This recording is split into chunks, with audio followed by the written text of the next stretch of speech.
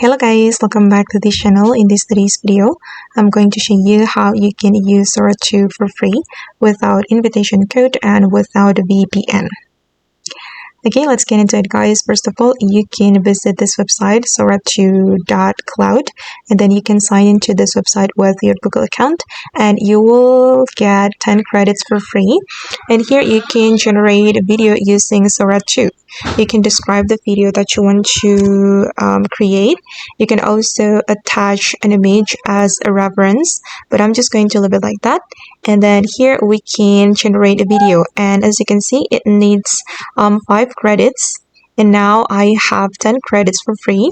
If we want to earn more credits, we need to subscribe, or we can invite our friends and earn credits. And now it's still loading guys.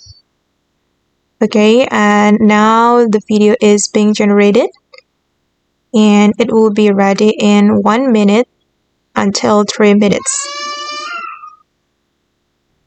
Okay, and now my video is ready guys. This is my video.